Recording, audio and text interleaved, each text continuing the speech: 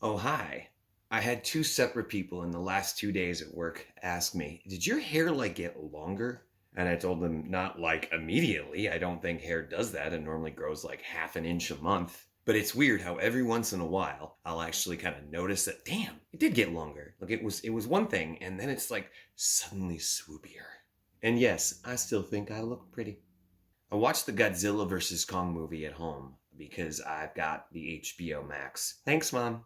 And it has the stupidest subtitle queue I've ever seen. I keep the subtitles on so I can watch stuff late at night because I end up watching this stuff when it drops at 2 a.m. Godzilla Kong, Mortal Kombat, Justice League. Yeah, I was up to 6:30 in the morning. Worth it. And the subtitle queue being where it tells you the action that is going on the screen, like music playing, or one of the characters in the movie uses sign language to communicate. And there's literally a queue that comes up that says signing. Like the people that would need that, they can tell that the person's signing. You don't really need to tell them that they're going to sign, right? Like, that's the part of the movie where they don't need subtitles. That's the part where the rest of us that don't know ASL need subtitles. Fun thing about YouTube, if you don't add your own subtitles, like I did for the Scott Pilgrim pilgrimage, after a little while, it will auto-generate subtitles based on what it thinks you say. So I'll have fun where I'll go back and watch these things that I've done so far to see what YouTube thinks that I said. The funniest one is in the spaghetti making video when I turned on the stove and then tapped the spoon on the edge of the pan. The YouTube algorithm literally thought that was music. That delightful AI.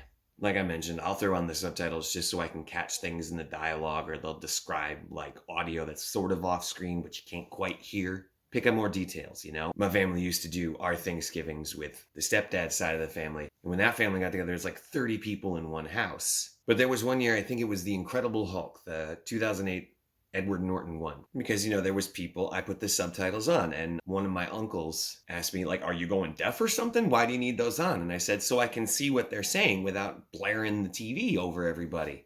He was like, yeah, that's fair. That uncle is pretty cool. He's a Harley guy. One day I'd like to ride the Pacific Coastal Highway with my other brother who rides. He was actually way more into bikes for a lot longer than me and was a little upset that I learned before he did. And I had to tell him, dude, I'm an older brother. That's just how it works. Which isn't necessarily the truth, but it's just the way the timing worked out. Finally had my moment, and I took the opportunity I learned, and I love it. Yeah, but one day I want to take the bike down to Vegas and do some type of long cross-country ride with him. Once I feel a little more competent. You'd think 5 seasons or 6 years would be enough, but it never is. Mostly because you can't trust the other drivers on the road. You are always watching for them because they don't see you. I realized low-key there was a reason that for the first few videos it was always while I was making something, cookies or spaghetti, what have you. I think some people worry that I don't eat enough, so I wanted some kind of evidence to be like, yes, I do. I eat constantly. It's just that the body takes it all away. I'm just this constantly burning battery. I don't have a real topic in mind for this one. I'm just, again, talking to the void, talking to the void, talking to the.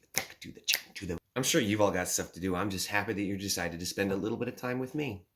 I've got a story that is not an Uber story, but it is a story about Uber and Lyft. They're both responsible for this. So there was this strange thing that would happen when you do Uber drop-offs, not pickups, just the drop-offs, where the drop-off would try to send the passenger to the alley behind their house as opposed to their actual house. Now, this is limited to the actual in-town neighborhoods or just out of the city. Ravenswood, Wicker Park, wherever you happen to live, Logan Square. And I always thought it was the weirdest thing. Why is this sending us to back alleys? Part of the reason that would make it harder is because a lot of those streets are also one-ways. So there would be a lot of asking passengers, do I need to go up this one way or down to the other block and make the loop? What's the best way to get around to where you got to actually be? The first theory that somebody threw at me, and this was a private pilot I picked up one time, and he said, well, there's the possibility that the GPS coordinates for any given location that you're trying to be sent, you have a lot that has the house and a garage or a shed attached in the back. And for mapping and coordinate reasons, the house will be address 123X street, but the garage or shed will be, 123X-1.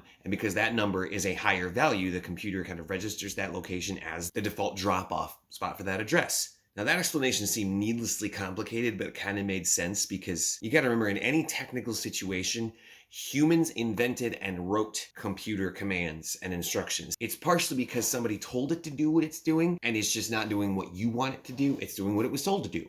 I even had a rider tell me once that, yeah, I noticed that it would do the drop off in my alley, so I set the drop off for across the street, and then it would just send the drop off to the alley behind that house. I'm like, this is effed. Why does it do that? Took a year and a half of driving before I got the actual answer. So it turns out, because Google is a giant billion-dollar multinational company, that it's actually really expensive to license their map software, like all of the coordinate information. Like somebody has to create all that, have a database of it, and then they lease access to that data to whatever company wants to use it. After a year and a half, I found the answer. And it's because Uber and Lyft are cheap, so they don't necessarily lease the Google Map information because that would be too expensive for the number of people that have access to them. So at least in Chicago, they use the map database that was built by the company Waste Management. Yeah, the trash company with the green garbage trucks. And as soon as somebody said, oh yeah, it's like Waste Management Maps, like that explains why it sends us to alleys, because it's sending us on the garbage route pickups that these trucks would take. It also explained why sometimes the map doesn't know roads that suddenly exist now that didn't before, or tries to send you on roads and routes that a regular driver wouldn't take or couldn't take. Yeah, trash maps. We worked with trash maps. Tells you what they think of their drivers. It's not a knock if it's true. And I gotta wonder how many hapless, inattentive drivers got stuck down a road that they couldn't get out of because they didn't know that little tidbit. In other news, I got my cootie shot. I didn't feel anything drastic, like super drastic symptoms. I got it on a Sunday morning, so I spent most of that Sunday lying on the couch watching sequels to shit. And a movie my mom recommended to me that was based on a Midsummer Night's Dream called Strange Magic, a CG animated jukebox musical based off of a Shakespeare play. And if that doesn't sell you, it really should. Got a couple ideas of things that I would like to do with this show or this channel going forward. One of them is an idea that I had a long time ago. As mentioned before, didn't quite execute on because I didn't have the setup for it. And now we have a setup for it. So I hope you all look forward to that, because I do, because it means I might actually start writing stuff down and like scripting this. So now I'm going to go take care of my secret. My secret is that I'm always hungry. Hot running battery. I think tonight I'm going to whip up something that requires my full attention and not just throw it in the oven.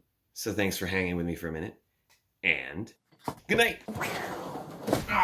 Okay, I crashed into a pantry.